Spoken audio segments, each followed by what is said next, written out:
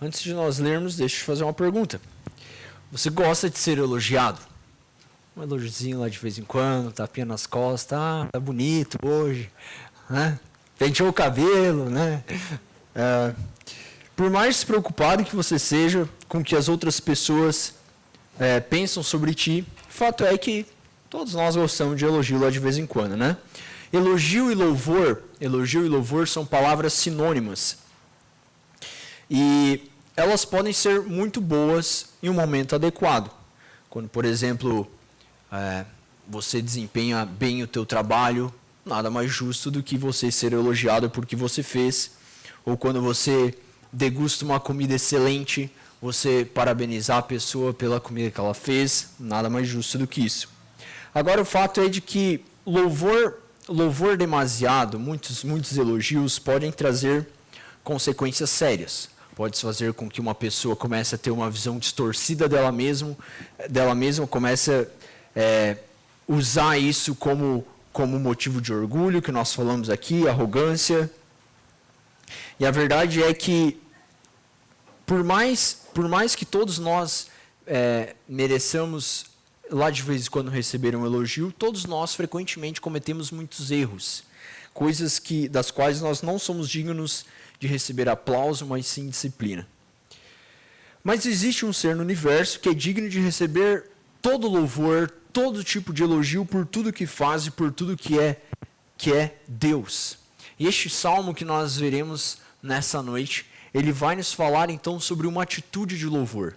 O salmista aqui, ele escreve este salmo inteiro pensando em descrever uma atitude de louvor. Pense se você fosse escrever um texto para uma pessoa que você ama, como a Lourdes fez para o Aparecido da semana. Como seria esse texto? Né? Então, é mais ou menos isso que o salmista está fazendo. Ele está dizendo, eu vou escrever um salmo mais para Deus. Né? Como eu vou elogiar a Deus? É isso que o salmista, nessa última coletânea que nós temos dos Salmos de Davi, ele faz. Então, vamos juntos ler, e aí nós passaremos a entender o que o Senhor quer nos falar através deste salmo. Salmo de número 138, Salmo de Davi, nos diz assim: Render-te-ei graças, Senhor, de todo o meu coração, na presença dos poderosos te cantarei louvores. Prostrar-me-ei para o teu santo templo e louvarei o teu nome, por causa da tua misericórdia e da tua verdade, pois magnificaste acima de tudo o teu nome e a tua palavra. No dia em que eu clamei, tu me acudiste e alentaste a força da minha alma. Render-te-ão graças ao Senhor todos os reis da terra, quando ouvirem as palavras da tua boca, e cantarão os caminhos do Senhor, pois grande é a glória do Senhor. O Senhor é excelso, contudo, atenta para os humildes. Os soberbos, ele os conhece de longe. Se ando em meio à tribulação, tu me refazes a vida. Estendes a mão contra a ira dos meus inimigos, a tua destra me salva. O que a mim me concerne, o Senhor levará a bom termo. A tua misericórdia, Senhor, dura para sempre. Não desampares as obras das tuas mãos. Irmãos, este salmo ele está inserido na última coletânea dos salmos davídicos, na última coletânea que nós temos no livro de Salmos, que são os Salmos de Davi. E este livro ele faz parte do 5º livro, porque Salmos ele é uma coletânea de músicas de Israel, constituída por cinco livros, por 5 partes. E esse salmo está na última parte, que ele é chamado de consumação. Então, se você parar para analisar o livro de Salmos, você vai ver que ele é dividido em 5 partes, e cada uma dessas partes vai contando meio que a história da redenção. Como Deus criou todas as coisas, a redenção que eles tinham na expectativa do Messias, e como seria o fim da era, com todo mundo sendo cristianizado, que não era o que eles imaginavam na época, mas é o que Deus faria. E este salmo ele está então nessa última parte, onde esses salmos já estão descrevendo a consumação do século. E este salmo especial, esse salmo de número 138, ele está já na parte final do clímax, onde nós encontramos uma sequência de salmos de louvor, onde os judeus estavam glorificando, servindo a Deus por aquilo que ele iria fazer. Mas especialmente nos Salmos 140, 141, se você olhar, o salmista ele começa a fazer uma pequena descrição de lamento sobre o que poderia acontecer nessa progressão do reino, o que poderia acontecer em relação à sua vida pessoal. E o que é importante nós vermos é que mesmo esse salmo sendo incluso numa reta final, onde ainda tem um pouco de lamento, o salmista faz questão de, nesse salmo, louvar o Senhor.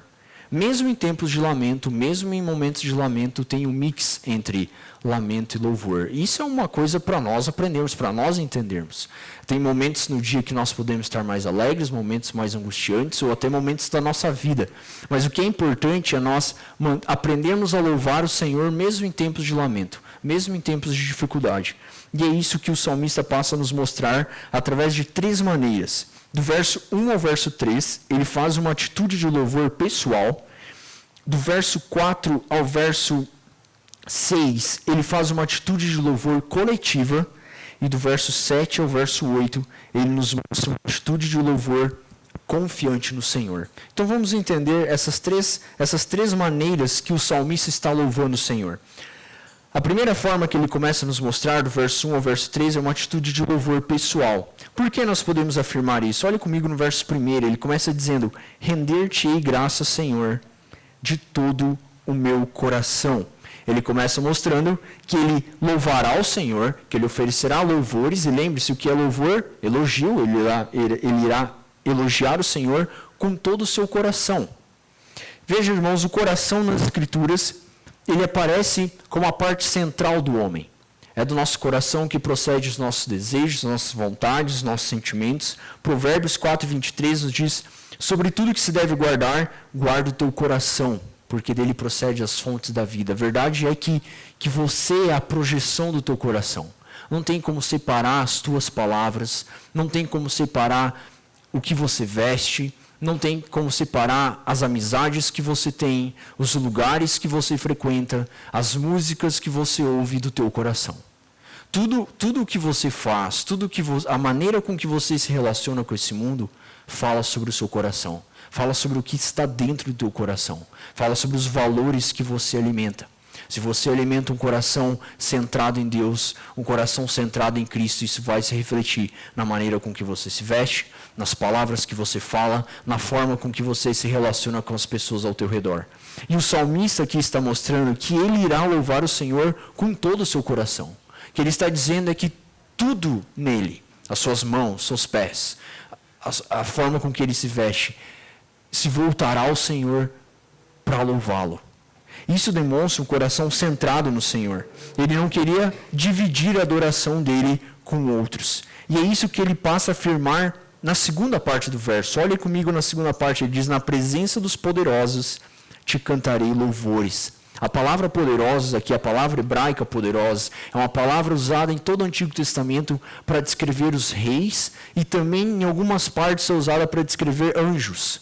O que o salmista está dizendo é que ele vai demonstrar essa atitude de louvor pessoal com todo o seu coração a Deus, na presença de qualquer rei do mundo, na presença de qualquer pessoa importante do mundo. E a pergunta que fica para mim e para você é: eu e você faríamos a mesma coisa? Eu e você louvaríamos o Senhor na presença de qualquer pessoa? Você louva o Senhor no teu trabalho, com o que você faz, com a forma com que você se porta? Você louva o Senhor na presença dos poderosos, na presença do teu chefe, na presença do teu patrão, na presença de pessoas importantes? Você mudaria se você tivesse um encontro com uma pessoa famosa, importante? Como seria a tua postura diante dessa pessoa? O salmista aqui está deixando claro que na presença desses homens, ele cantaria louvores a Deus. Ele louvaria o Senhor. Por quê? Porque ele sabia que o rei dele era o Senhor. E ele continua descrevendo, agora no verso 2, que essa atitude de louvor dele pessoal é uma atitude reverente. ele diz: prostrar-me-ei para o teu santo templo e louvarei o teu nome. O verbo aqui usado, prostrar, é um verbo usado ao longo de todo o Antigo Testamento em ocasiões de adoração. Em Gênesis 24, por exemplo, nós vemos que quando o servo de Abraão está indo buscar uma esposa para o filho dele, para Isaac, quando ele encontra Rebeca, ele se prostra e ele adora o Senhor. É esse mesmo verbo que aqui o salmista está descrevendo que ele faria, ele se prostraria para o teu santo templo. Por que para o santo templo? Ele não deveria se prostrar para Deus? Por que o salmista aqui está dizendo que ele se prostraria para o templo? É isso que eu e você devemos fazer? Quero louvar a Deus. Onde fica a igreja? Vou me prostrar em direção à igreja. Ou como os islãs fazem, 5 vezes ao dia se prostrar em direção a Meca. É isso que o salmista está nos mostrando. Nós precisamos lembrar que o templo no Antigo Testamento ficava em Jerusalém, ficava na montanha em Jerusalém, e ele representava o lugar físico onde Deus estava. Após a vinda de Cristo, todos aqueles que professam Cristo, eles são o templo do Espírito Santo, e nós não temos mais um lugar físico agora onde essa presença de Deus está contida. Mas no Antigo Testamento, era no templo onde ficava a Arca da Aliança, e a Arca da Aliança era sinônimo da presença de Deus. E por isso, o salmista está dizendo: eu vou me prostrar para o teu santo templo, porque é lá onde a presença de Deus está, e eu vou louvar o teu nome. Mas qual era a motivação do salmista para oferecer tão grande atitude de louvor? Essa é a pergunta que nós devemos fazer. E ele nos oferece 2 motivos na sequência do verso. Ele diz: por causa da tua misericórdia e da tua verdade, e pois magnificaste acima de tudo o teu nome e a tua palavra. Ele está mostrando que ele vai louvar a Deus por causa dos atributos de Deus, por causa de quem Deus é. Ele diz: por causa da tua misericórdia e da tua verdade. Por causa que o Senhor é um Deus misericordioso, porque o Senhor é um Deus verdadeiro, eu vou te louvar. E porque o Senhor exaltou acima de tudo o teu nome e a tua palavra. Isso é belo, irmãos. O próprio Deus, ele levanta, ele exalta o seu próprio nome e a sua própria palavra, e isso é motivo de nós louvarmos a Deus. Nós louvarmos a Deus pela palavra que nós temos. Eu e você temos a Bíblia escrita na nossa língua. Quantas vezes no ano você já parou para agradecer a Deus pela palavra de Deus traduzida na nossa língua? Irmãos, porque isso é uma bênção. Durante 1000 anos na história, 1000 anos, isso é muito tempo. Ninguém podia ler a Bíblia na língua. Um alemão não podia ler em alemão, um inglês não podia ler em inglês, um brasileiro não podia ler em português. Mas nós estamos vivendo uma era privilegiada, onde nós temos a própria palavra de Deus traduzida na nossa própria língua. Podemos ler ela agora não só mais fisicamente, dá para ler no celular. Dá para andar de ônibus e ler a Bíblia. Melhor, dá para colocar áudio. Eu às vezes estou viajando e diz: não devo tempo de fazer minha devocional, mas dá para colocar a Bíblia em áudio e ouvindo no meio da estrada. Irmãos, olha as bênçãos que nós temos. E o salmista aqui, ele está louvando a Deus, porque o Senhor magnificou acima de tudo o nome dele e a palavra dele. E eu e você temos o privilégio de ter acesso a essa palavra. Você já louvou a Deus? Você já se juntou ao salmista em algum momento para louvar a Deus por causa da palavra que nós temos? E a última razão que faz o salmista louvar ao Senhor é não só pelo que Deus é, mas pelo que Deus fez na vida dele. Ele diz no verso 3: no dia em que eu clamei, tu me acudiste e alentaste a força de minha alma. Irmãos, certamente todos nós passaremos por dias difíceis, momentos em que nós sentimos cansados, fracos, sem ânimos para prosseguir, e não era diferente que o salmista. Mas aqui Davi, com toda certeza, ele afirma uma lição que ele tinha aprendido. Nesses dias, ele tinha aprendido que o Senhor era quem alentou a força de sua alma. A palavra aqui, alentar, significa aumentar a força. Ele sabia que nesses momentos de dificuldade, quem aumentou a força dele, quem sustentou a vida dele, quem fez com que ele progredisse, foi o próprio Deus. Foi o próprio Deus. E a grande pergunta é, eu e você reconhecemos isso? Porque essa é basicamente a diferença entre eu e você e um ímpio. O ímpio também passa por lutas, a gente comentava esses dias aqui no Encontro da Liderança. O ímpio também passa por dificuldades, ele também passa por problemas, ele também passa por momentos difíceis. A diferença é que o ímpio nunca vai reconhecer que nesses momentos quem sustentou ele foi o próprio Deus. Mas eu e você somos chamados a fazer isso. Somos chamados a, nesses momentos de dificuldade, refletir sobre essa majestade de Deus. Refletir sobre essa grandeza de Deus. E entendermos que Deus é quem está nos sustentando, que é Deus quem está nos mantendo, e que melhor, tudo que nós passamos, Deus está sendo glorificado. Que todos os momentos da nossa vida, Deus está sendo glorificado. E nós deveríamos estar aprendendo com esses momentos. Então, após encerrar esse período de louvor como uma atitude pessoal, aqui do verso 1 ao verso 3, Davi agora, o salmista, passa a nos mostrar uma atitude de louvor coletiva. Uma atitude de louvor coletiva, a partir do verso 4 até o verso 6. Olhe comigo o verso 4. Ele começa afirmando: render-te-ão graças, ó Senhor, todos os reis da terra. Por que nós podemos afirmar que aqui ele muda a direção da sua atitude de louvor? Ele fez uma atitude de louvor pessoal nos primeiros 3 versos. Por que agora ele está fazendo uma atitude de louvor coletiva? Porque o verbo muda. Ele começa dizendo: render-te-ão graças, ó Senhor. Ele está mostrando agora, ele está usando agora o plural. Várias pessoas vão te louvar. Várias pessoas. E ele fala quem são essas pessoas. Ele diz: todos os reis da terra. Todos os reis da terra. Irmãos, a declaração é muito interessante. Porque certamente não são todos os reis da terra que louvam o Senhor. Não são todos os presidentes que louvam o Senhor, né? Especialmente o nosso. Não são todos os reis que servem ao Senhor. Mas o que o salmista está nos mostrando é que essa atitude de louvor coletiva terá uma razão para acontecer. Olha o que ele continua dizendo no verso 4. Quando ouvirem as palavras da tua boca. Quando ouvirem as palavras da tua boca. Esse verbo aqui, ouvir, essa palavra ouvir, ela está no aspecto verbal que nos demonstra uma atitude, uma ação concluída no passado. Uma ação concluída.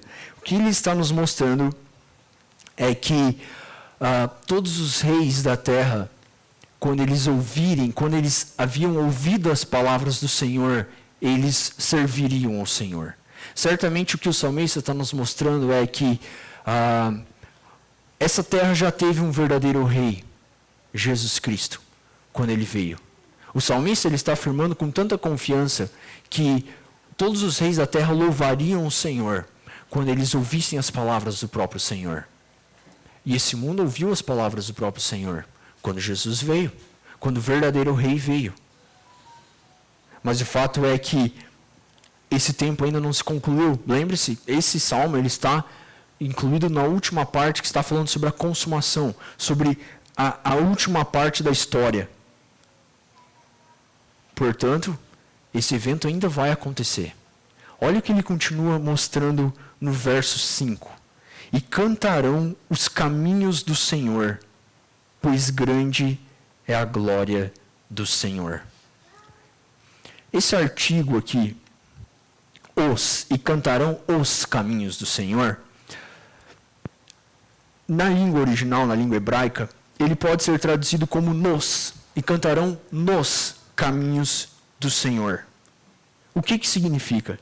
Significa que um dia todos os reis, eles cantarão nos caminhos do Senhor. Todos os reis, é isso que Paulo vai nos falar em Filipenses capítulo 2.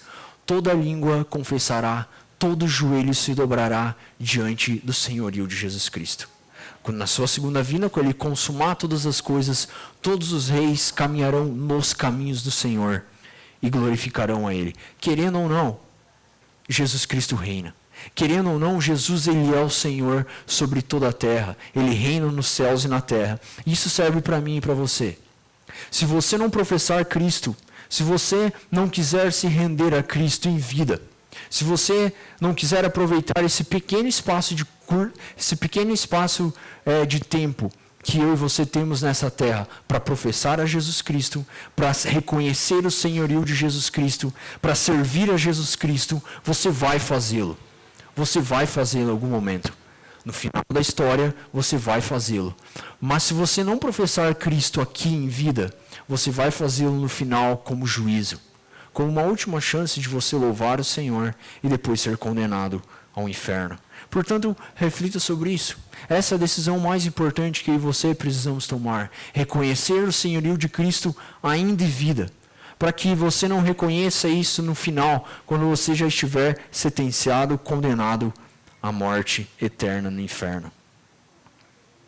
E agora o salmista continua no verso 6, nos mostrando que o Senhor ele fará separação entre os soberbos e aqueles que reconhecem quem Ele é. Ele diz no verso 6, o Senhor é excelso, contudo atenta para os humildes. Os soberbos, Ele os conhece de longe. O que o salmista está descrevendo é justamente isso. Quem são os soberbos aqui? Os soberbos são todos aqueles que em vida acharam que pelas suas obras poderiam ser salvos. Os soberbos são aqueles que em vida disseram, eu não preciso de Jesus. Eu não preciso de Cristo.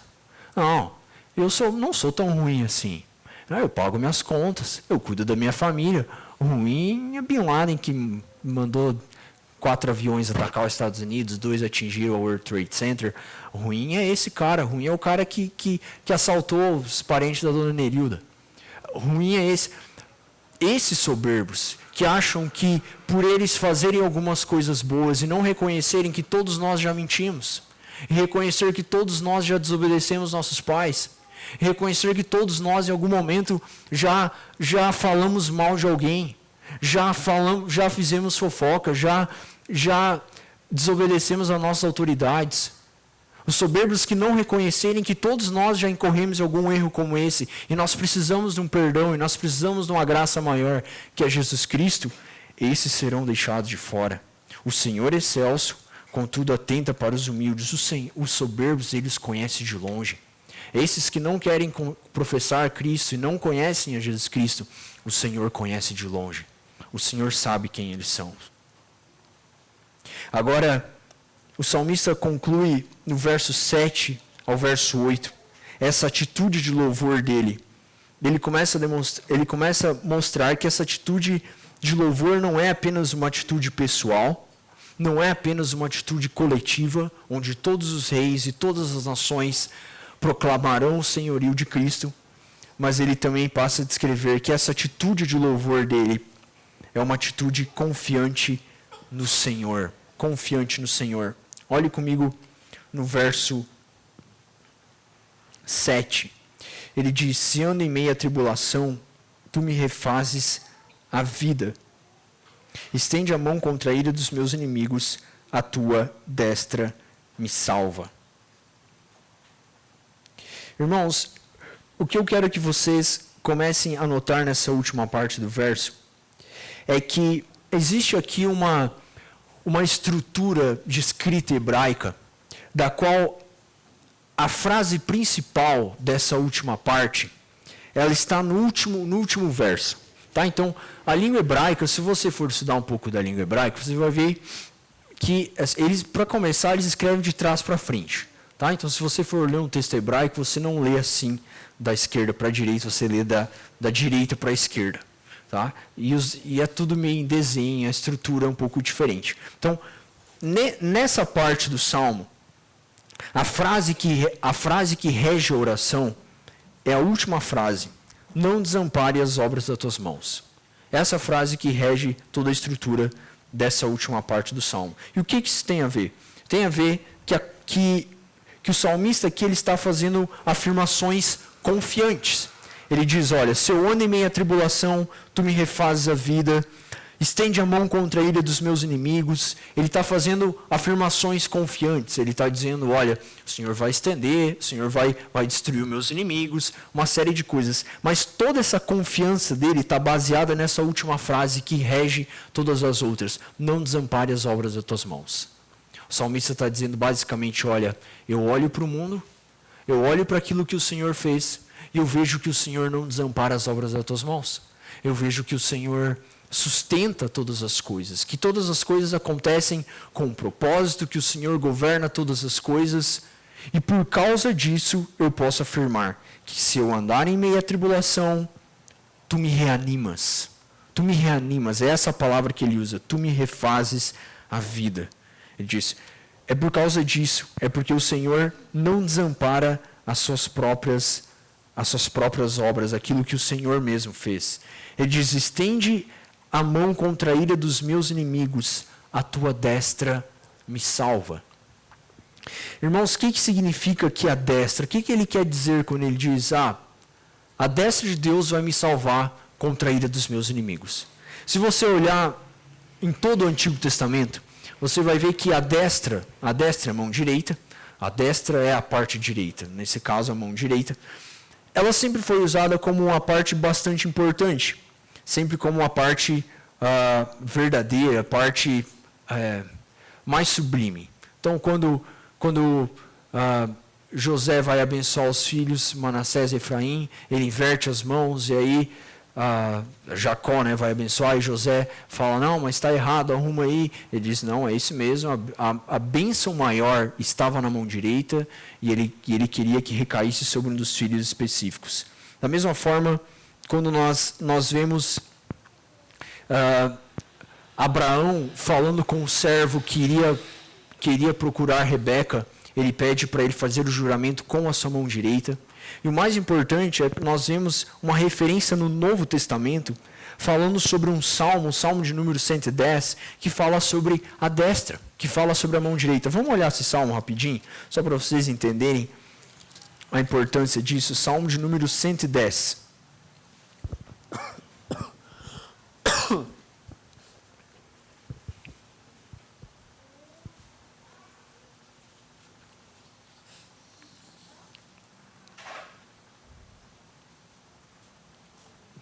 Olha só, Salmo de número 110 diz assim, Salmo de Davi. Disse o Senhor ao meu Senhor, assenta-te à minha direita, até que eu ponha os teus inimigos debaixo dos teus pés.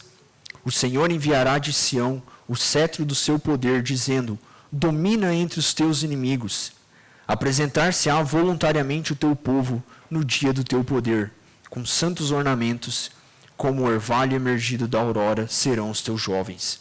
O Senhor jurou e não se arrependerá. Tu és sacerdote para sempre, segundo a ordem de Melquisedeque. O Senhor, à tua direita, no dia da sua ira, esmagará os reis. Ele julga entre as nações, enche-as de cadáveres, esmagará cabeças por toda a terra. De caminho bebe na torrente e passa de cabeça erguida. Esse salmo de número 110, ele é o salmo mais citado no Novo Testamento. Ele é o salmo, de todos os salmos que a gente tem, de 150 salmos, ele é o salmo mais citado ao longo de todo o Novo Testamento, e ele é citado pelo próprio Jesus. Jesus, ele usa esse salmo para se referir a ele mesmo num debate que ele tem contra os fariseus no capítulo 22 de Mateus. O que ele está dizendo é que esse Senhor, que está sentado à direita do Deus Todo-Poderoso, seria ele mesmo. Seria o próprio Cristo na sua ascensão, quando ele ascenderia aos céus, ele sentaria a mão direita ao lado direito do trono de Deus e ficaria aguardando até o momento onde todos os seus inimigos estariam debaixo dos seus pés, onde todos os inimigos que não professam Cristo, sejam políticos, sejam artistas, sejam esportistas, onde todas as coisas estariam dominadas pelo Senhor e professariam Jesus Cristo. E o que o salmista está nos afirmando aqui no Salmo 138 é que a destra do Senhor o salvaria nos momentos de dificuldade. Quando ele enfrentaria tribulações, quando ele enfrentaria acusações de inimigos, seria a destra do Senhor que o sustentaria. E agora ele conclui no verso 38, nos mostrando que a mim o O que a mim me concerne, o Senhor levará a bom termo. A tua misericórdia, ó Senhor, dura para sempre. Essa palavra aqui usada pelo salmista, a palavra misericórdia, é a palavra, inclusive o reverendo Pedro falou sobre ela naquele culto que teve na casa da Nilda.